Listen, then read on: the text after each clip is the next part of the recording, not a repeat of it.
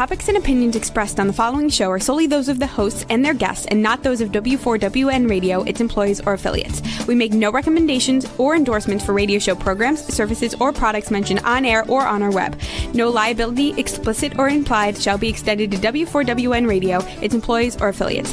Any questions or comments should be directed to those show hosts. Thank you for choosing W4WN Radio. This is Beyond Confidence with your host, Divya Park. Do you want to live a more fulfilling life? Do you want to live your legacy and achieve your personal, professional, and financial goals? Well, coming up on Divya Park's Beyond Confidence, you will hear real stories of leaders, entrepreneurs, and achievers who have stepped into discomfort, shattered their status quo, and are living the life they want.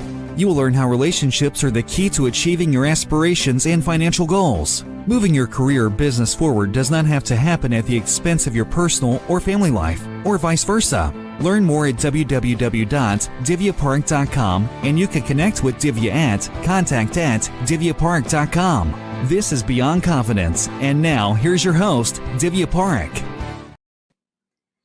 Good morning. It's Tuesday, and of course, I'm so thrilled to be here with you.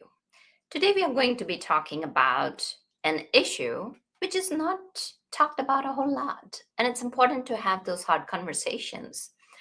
So I hope each and every one of you is into the new year with positivity and energy. And of course, there are going to be ups and downs. Remember that. And let's get started. Hello, Divya. Happy New Year. Happy New Year. Welcome, Dr. Marina. And we usually start out from the childhood or early youth. Do you recall a moment or a person who left a positive mark on you? You know, I have to say that my mother left the most positive mark on me. My mother was a working woman in the 1950s and 60s in Canada, which was actually quite unusual. Most of my friends and classmates, their mothers were stay-at-home moms. So that was a bit unusual. And she also really made me believe that anything was possible. Whatever I set my mind to was possible. And I have really kept that with me. My mother's still with me. She just turned 97. Oh, wow. And Congratulations. she lives a walking distance from me. And she still has that influence in my life. That's wonderful. And when you say that she's just very close to you at a walking distance, is she living by herself? So she's in what's called independent living. It's a residence, but it requires an amount of independence, which she still has. That's And fantastic. yeah, it's a very good setup. It's very close to me, so I'm able to pop in and see her often, and we still have that close relationship. How wonderful. So when you were a little girl or as you were growing up, did you know that you wanted to go into medicine? You know, I only seriously thought about it around the age of 16. My sister was 5 years older, is 5 years older, and she was already at university, and she started asking me, you know, what do you want to do? And I think that was the first time I really thought I have to make a decision here. And I immediately said that I wanted to go into medicine because I was just fascinated by how the body works. My initial thought was that I was going to be a psychiatrist, which is interesting because my sister ended up becoming a psychiatrist and I ended up being an obstetrician because I changed my mind a few times about what I wanted to do along the way. Absolutely. And I'm assuming you have practiced for quite a few years now. Getting on 35. Wow. So a lot of personal experience and a lot of field experience, and nothing beats that. Mhm. So tell me, you talk about that women's fertility is a signal of their overall health. Tell us a little bit more about that. Well, I think most people think of fertility problems as separate from their overall health. It's really dealt with almost as a plumbing problem. You know, if the egg can't meet the sperm, there's an issue. But there's much more to it than that because the quality of the eggs depends on a woman's health. And it's the same with men and sperm quality and quantity. And these have been affected by environmental factors, lifestyle factors. We're seeing a lot more lifestyle associated disease, whether it's diabetes, obesity, autoimmune diseases, and these are affecting fertility, but yet nobody really thinks about that in conventional medicine. It's more of a naturopathic functional medicine approach, which I have learned about in my career for the last 20 years. I've been very open to having a more holistic view.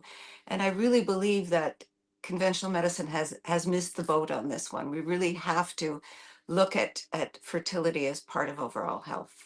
Mm, that is definitely a point, that needs to be raised and people need to become aware. So I work in the corporate industry, working with leaders and professionals. And of course, a lot of my clients are women. And then what happens is, of course, if you've had kids, depending on which phase of life you're in, it may matter, it may not matter. And again, as you mentioned about the fertility, and we will talk about for all the phases of women's lives. So let's say, women are in 20s, they're not as much worried because that's out there. So how would you tell young women? Because we don't know. I mean, it depends. It's very woman specific, whether they're going to have kids or not. But rather than just kind of thinking fertility as an indicator of having children, like how can you bring that in thinking in the mindset of women as a general overall health indicator?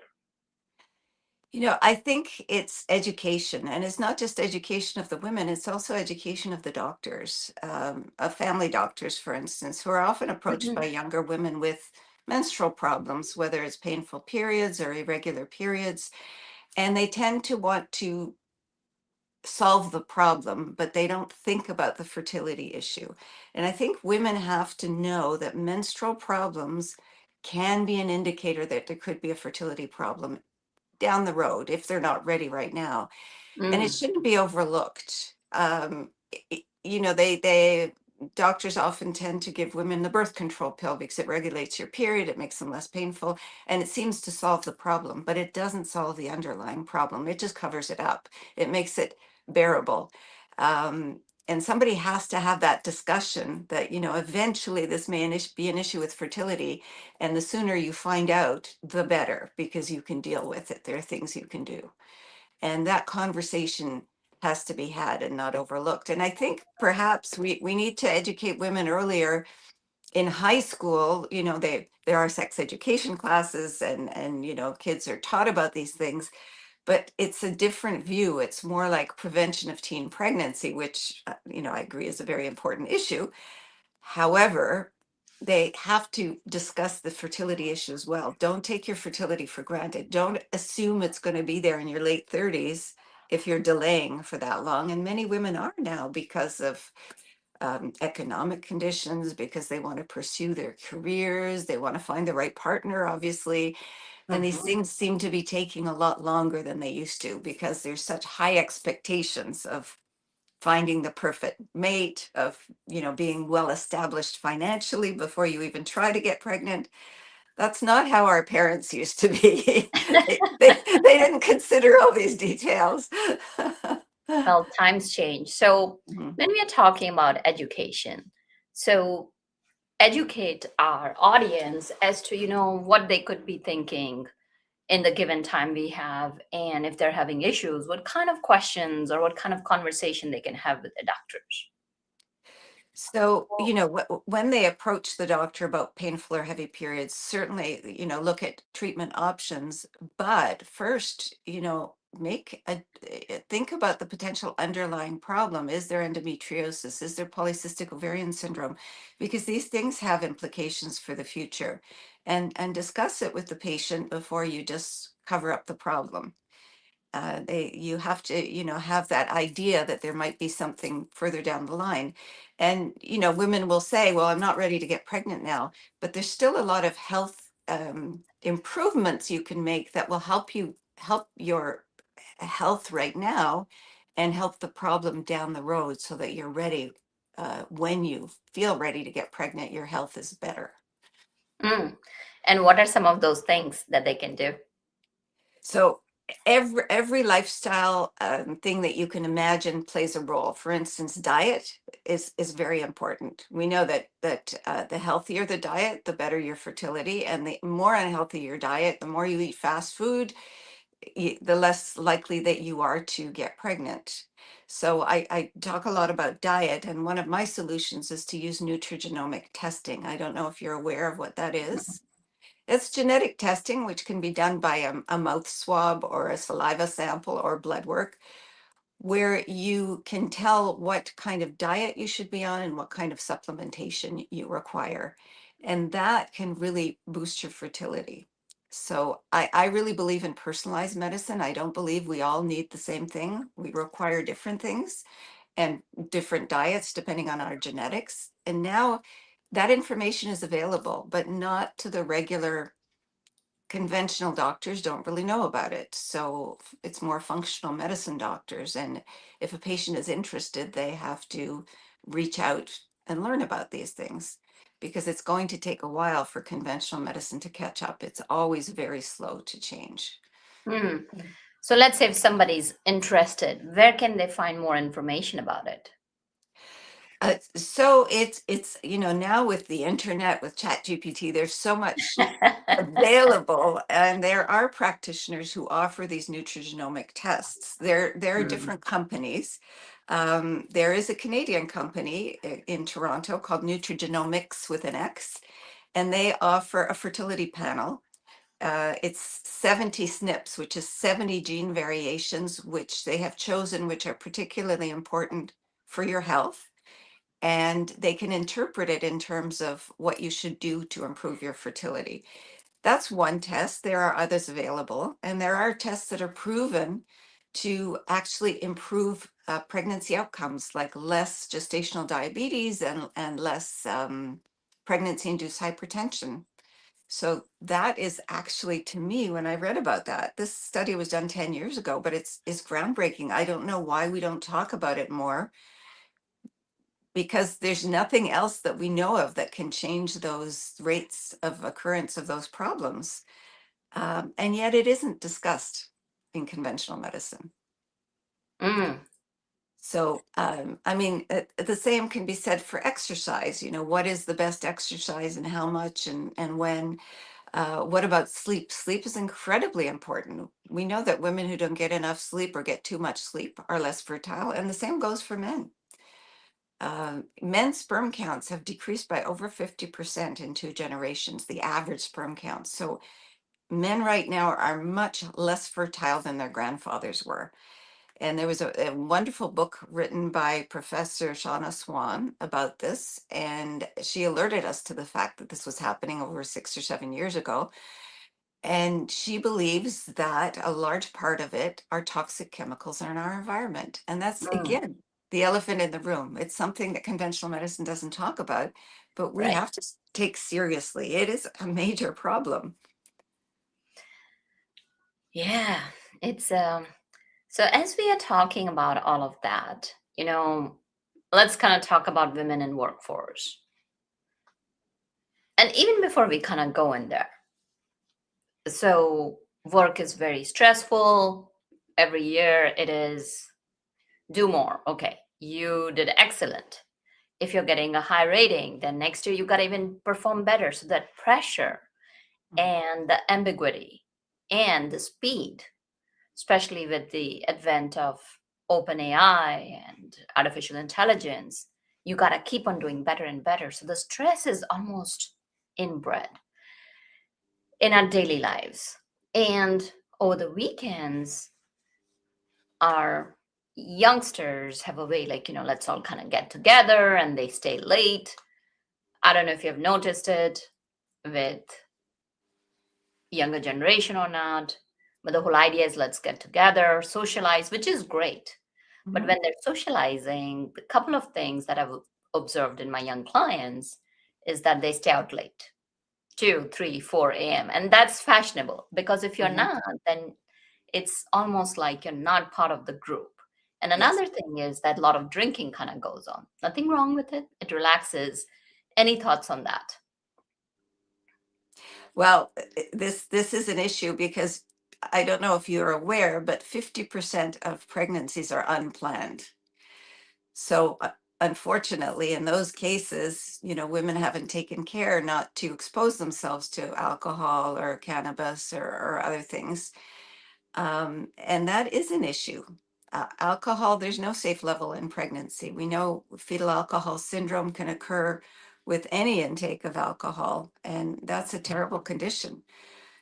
Not to speak about fertility rates in general, but so alcohol, smoking, we expose ourselves willingly to a lot of these things, and there's a very negative impact. Mm. So while people are out socializing, what would be your message to them? I'm not saying don't enjoy yourselves. We all have to live. We have to enjoy ourselves, and socializing is one of the ways we get over our stress. We're all stressed. The whole world is stressed. What's important is how we manage the stress. We need a solution that works for us, and that's different for everybody. It might be getting together with friends. It might be doing yoga. It might be meditation. It might be just getting enough sleep. But there are a lot of things out there that can be very, very helpful. I recommend heart math to my patients. Have you ever heard of heart math? Hmm. Why don't you So, tell our audience about it? I'm sure not everybody's heard about it.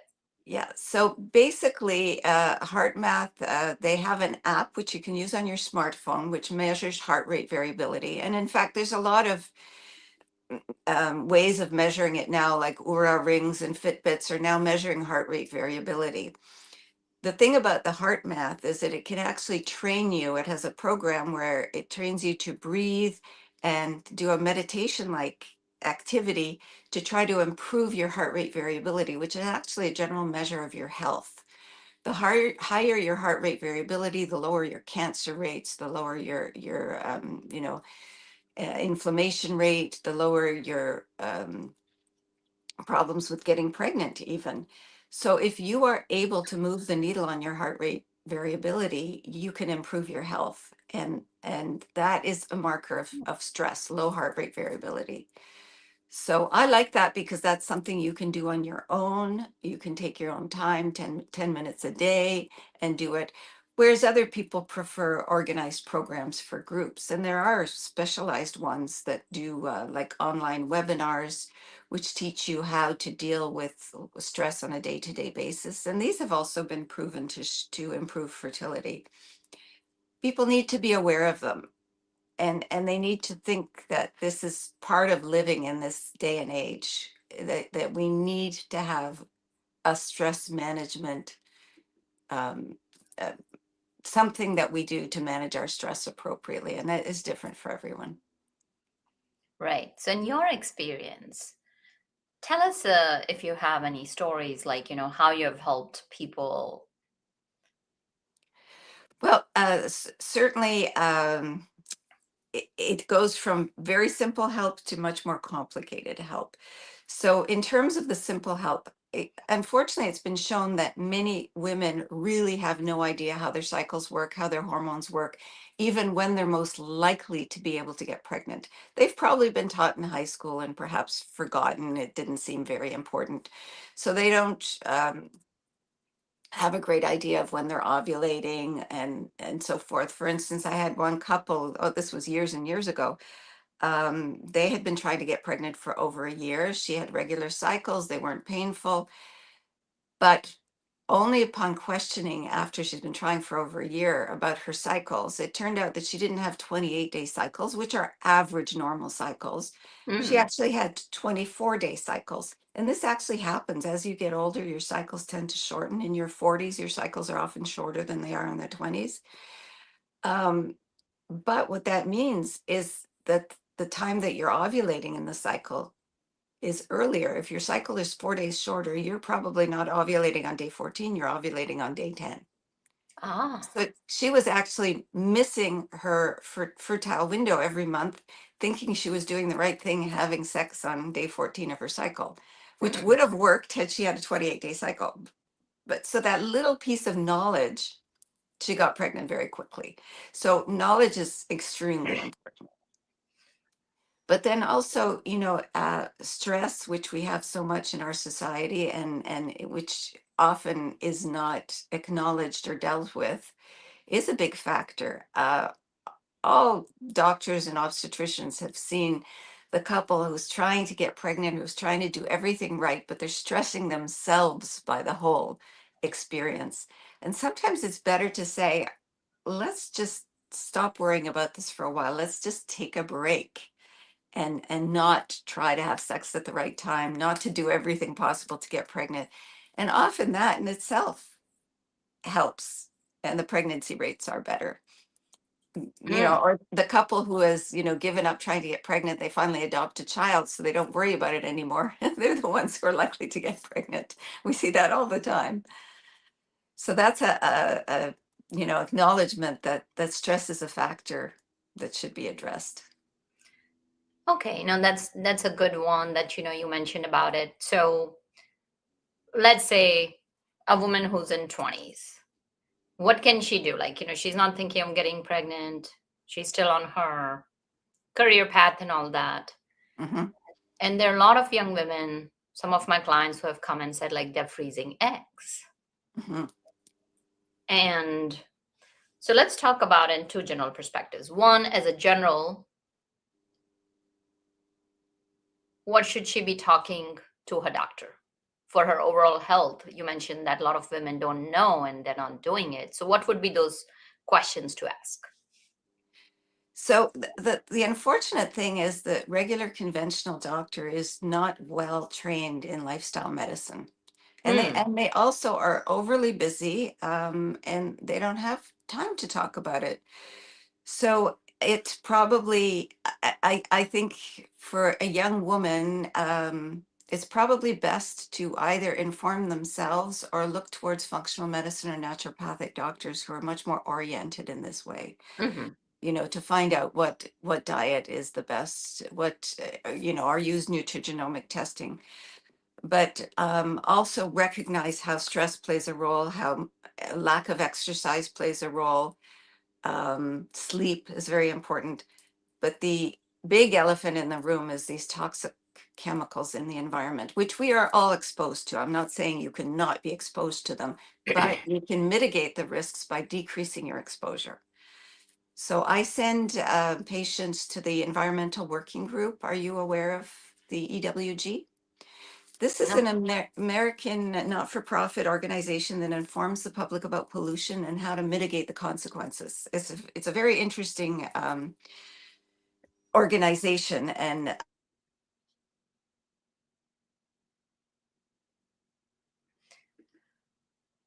So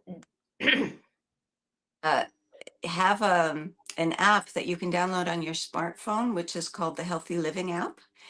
And that you can scan products within the store before you buy them, whether it's personal care products, cleaning products, anything we use in our household can have chemicals in it. Most of them do. And this tells you the toxicity rating of the product. So if you recognize that your regular shampoo is actually highly toxic, then you can scan other products and find things that are less toxic to use. And women are well known for using many personal care products, and right. most of them will have toxicity in them. So minimizing your toxic exposure. And in our houses are actually more toxic than the exterior, and air quality is another issue. I actually recommend that people use a good HEPA filter where they sleep. Even if they have a household filter for the air, those are not that great. It's amazing how much more particles you trap, even if you have a household filter and you also have another HEPA filter, and how much we can breathe these in. And these dust particles contain chemicals. For instance, furniture, drapes, carpets have anti fire agents that are meant to, if there's a house fire, not to burn. But those chemicals are very toxic to us. So if you can, also water filters are very important. This is a United States organization, so they don't have this part in Canada, but in the US, you can look up your water quality in any municipality by your zip code on the website. So my daughter moved to a small town in New Jersey. So I looked up the water supply and I was shocked that there were 13 contaminants that were above acceptable levels. And some of them were things like chloroform, which I don't know how that gets into the water supply. I have no idea. But other chemicals that are quite toxic, hexavalent chromium. I don't know if you remember the Erin Brockovich story. Oh, yeah, Yes. definitely. So the woman in California who was a paralegal who found out that I think it was the Pacific Gas Company was actually they were dumping hexavalent chromium into the water supply because of some manufacturing process. And that actually poisoned the water supply. Many people died of cancer. This was the biggest lawsuit to date. I was thinking it was a $300 million lawsuit back 30 years ago.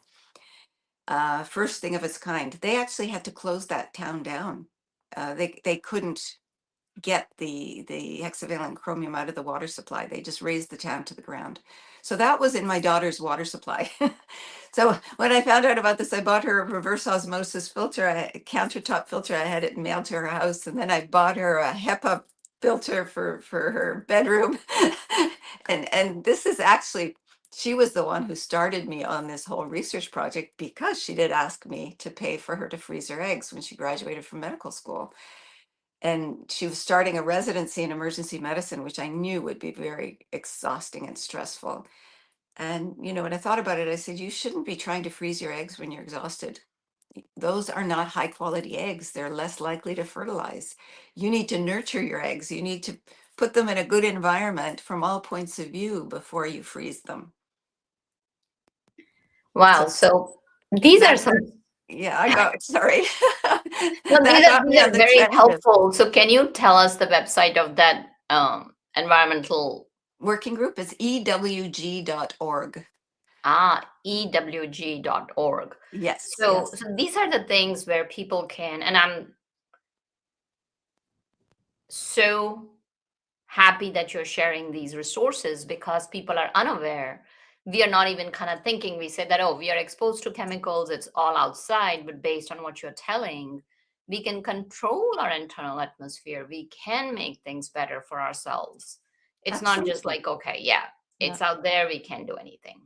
Yeah. No, there's a lot we can do about it. There are also treatments for high exposures, but that's a whole different topic. Like it would be another book. So I didn't write about it. The first thing you should do is reduce exposure. And you know, if you need treatment, that's another story because those chemicals can affect you.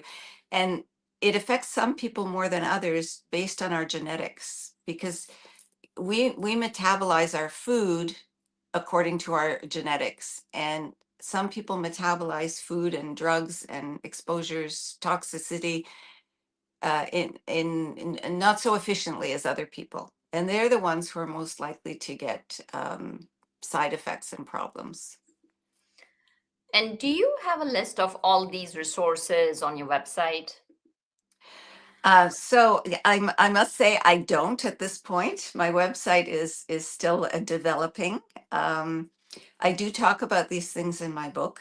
My book is not published yet. It will be within the next few months. Um, and you're right. I probably need to work on my website as well to have this information available. That's another And step in the process. yes, definitely. No, we appreciate you bringing all these things to our notification. And like, it's important, like, because if you are not aware of it, if you don't notify, and that's the whole purpose of our show, so that our audience can live a better life.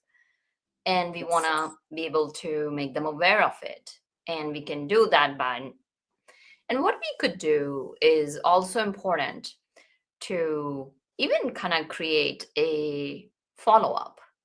So if somebody were to kind of reach out to you, where could they reach out?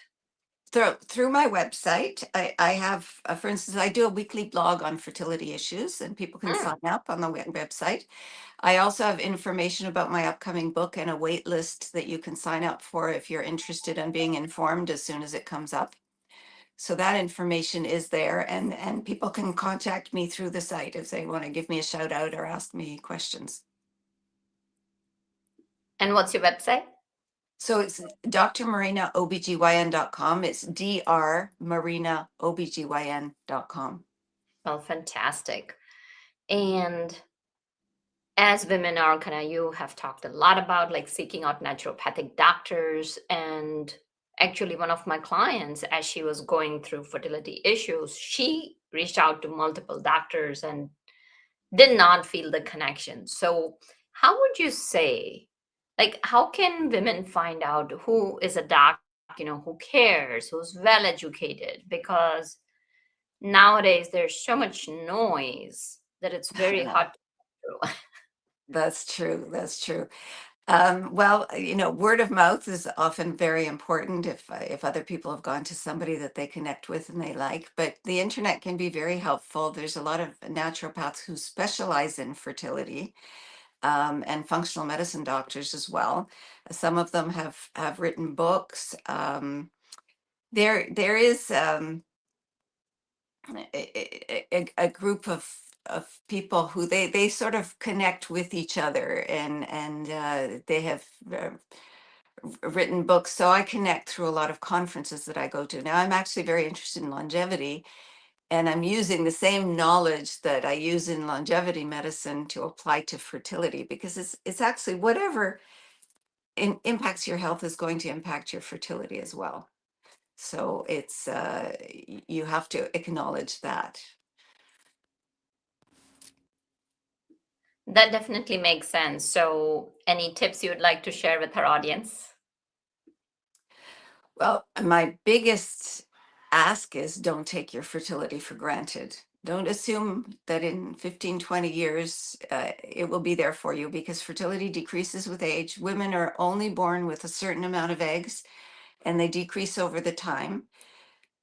But egg quality is also an important factor, which at this point is not really measurable inside a woman.